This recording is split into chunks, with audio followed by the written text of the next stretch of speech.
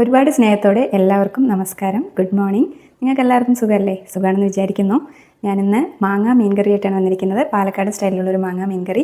അപ്പോൾ അതിലേക്ക് വേണ്ടിയുള്ള ഇൻഗ്രീഡിയൻസ് എന്തൊക്കെയാണെന്ന് നോക്കാം. ഓക്കെ. ദേശ കട്ടിയുള്ള ക്യൂബ്സ് ആയിട്ട് കിട്ടുന്ന ഏത് ഫിഷ് വേണമെങ്കിലും എടുക്കാം. ഞാനിന്നിവിടെ എടുത്തിരിക്കുന്നത് ഷാർക്കാണ്. പിന്നെ ഒരു 2 കൈപ്പിടി അളവ് തേങ്ങ നല്ല രീതിയിൽ അരച്ചെടുക്കണം. പിന്നെ ഒരു ചെറിയ മാങ്ങ കേട്ടോ, ചെറിയ പച്ചമാങ്ങയാണ് എടുത്തിരിക്കുന്നത്.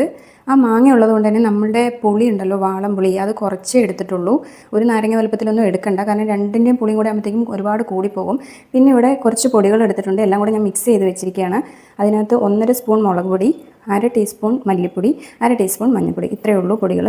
പിന്നെ ഇതേ ചെറിയുള്ളി താളിക്കാൻ വേണ്ടിയിട്ട് ഇങ്ങനെ വട്ടത്തിലെടുത്തതും കറിയിലിടാനായിട്ട് നീളത്തിൽ അരി. ഞാൻ എപ്പോഴും ഇങ്ങനെ തന്നെയാണ് എടുക്കുന്നത്. എനിക്ക് ഉലുവ ഒരു 1/4 ടീസ്പൂൺ, 2 പച്ചമുളക്, ഇത്രയാണ് നമുക്ക് ഈ റെസിപ്പിയിലേക്ക് വേണ്ടിയിട്ടുള്ള സാധനങ്ങൾ. അപ്പോൾ നമുക്കിത് എങ്ങനെയാണ് ഉണ്ടാക്കുന്നതെന്ന് പോയി കാണാം. കറി ഉണ്ടാക്കാൻ തുടങ്ങുന്നതിന് അരമണിക്കൂർ മുമ്പ് 1/2 ടീസ്പൂൺ മുളക് പൊടി, 1/2 ടീസ്പൂൺ ഉപ്പ് എന്നിവ ചേർത്തിട്ട് നന്നായിട്ട് മിക്സ് ചെയ്ത് വെക്കണം കേട്ടോ.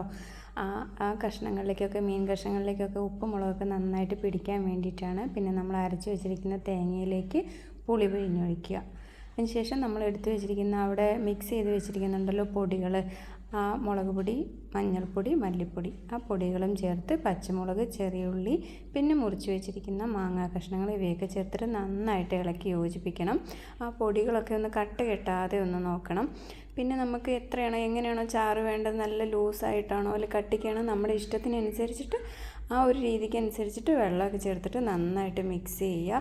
പിന്നെ ഒരു കാര്യം പറയാനുള്ളത്, നമ്മൾ ഷാർക്ക് ആദ്യമായിട്ടാണ് ഇങ്ങനെ കറിക്ക് പച്ച ഷാർക്ക് വാങ്ങിച്ചിട്ട് കറി ഉണ്ടാക്കുന്നത്. പക്ഷെ അതിവിടെ ആർക്കും അധികം ഇഷ്ടപ്പെട്ടില്ല. അപ്പോൾ നിങ്ങളത് കൂടുതൽ ആർക്കും ഇഷ്ടപ്പെടാൻ സാധ്യതയില്ല. അതുകൊണ്ട് വേറെ ഏത് ഫിഷ് വേണമെന്നുണ്ടെങ്കിലും ട്രൈ ചെയ്യാം. ഇങ്ങനെ കട്ടിയുള്ള കുറച്ച് കഷ്ണങ്ങളായിട്ടുള്ള മീനുകളോ അല്ലെങ്കിൽ വേറെ ഏതെങ്കിലും മീനുകളൊക്കെ ഉപയോഗിക്കാം. മൺചട്ടിയാണ് എടുത്ത് വെച്ചിരിക്കുന്നത്. അത് ചൂടാവുമ്പോൾ നമുക്ക് വെളിച്ചെണ്ണ ഒഴിച്ചു കൊടുക്കാം. ഒരു 1.5 സ്പൂൺ വെളിച്ചെണ്ണ ചൂടാകുമ്പോൾ നമുക്ക് ഉലുവ ഇട്ട് കൊടുക്കാം.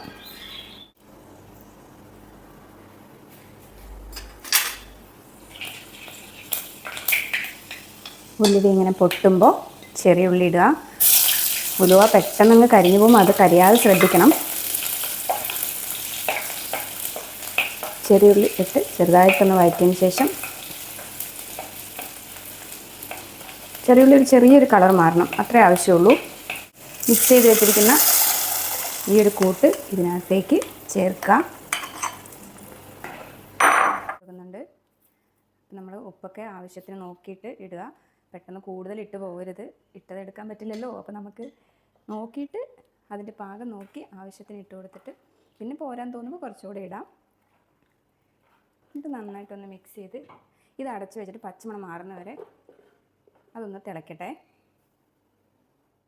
പച്ചമണം മാറി മാങ്ങ പാതി വേവാകുമ്പോൾ നമ്മൾ എടുത്ത് വെച്ചിരിക്കുന്ന മീൻ കഷ്ണങ്ങൾ ഇതിനകത്തേക്ക് ഇട്ട് കൊടുക്കണം.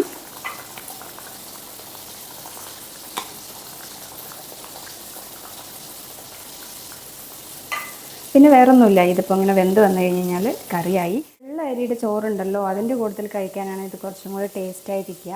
അപ്പോൾ നമ്മുടെ കറി റെഡിയാണ്. അപ്പോൾ എല്ലാവരും ഉണ്ടാക്കി നോക്കിയിട്ട് അഭിപ്രായം അറിയിക്കാം കേട്ടോ. Okay, thank you, tata, bye bye, see you, നമസ്കാരം.